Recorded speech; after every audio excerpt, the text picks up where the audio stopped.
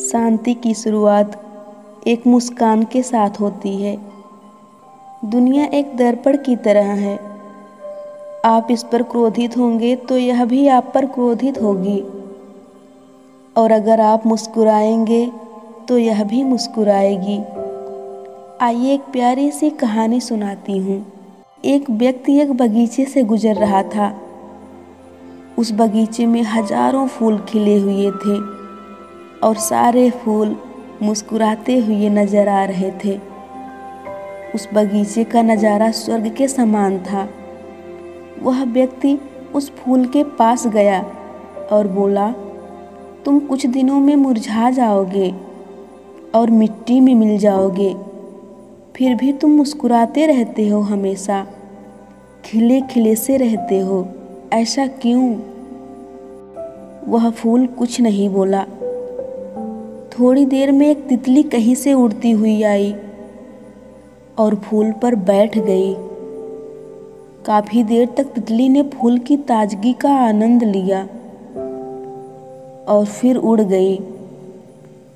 और फिर कुछ देर बाद एक भंवरा आया और फूल के चारों ओर घूमते हुए मधुर संगीत सुनाया।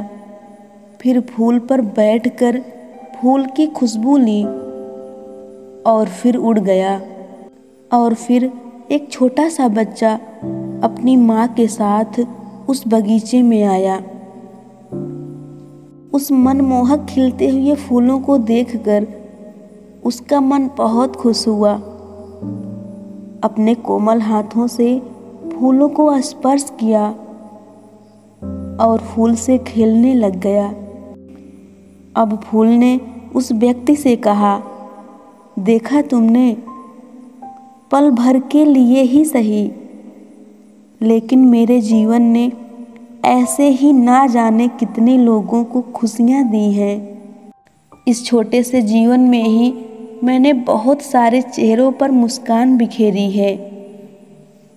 मुझे पता है कि कल मुझे इस मिट्टी में मिल जाना है, लेकिन इस मिट्टी ने ही मुझे एक ताजगी और सुगंध दी है, तो फिर इस मिट्टी से मुझे कोई शिकायत नहीं है। मुझे अपने मुरझाने का गम नहीं है। मेरे बाद कल फिर इस मिट्टी में नया फूल खिलेगा। फिर से ये बाग सुगंधित हो जाएगी। ना तो ये ताजगी रुकेगी और ना ही मुस्कुराहट। यही तो जीवन है।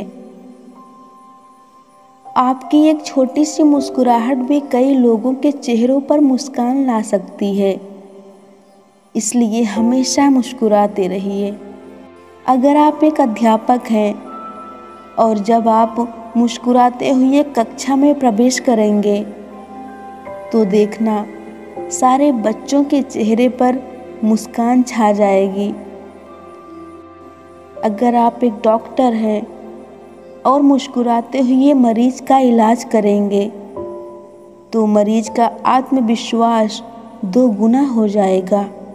जब आप मुस्कुराते हुए शाम को घर में प्रवेश करेंगे तो देखना पूरे परिवार में खुशियों का माहौल बन जाएगा।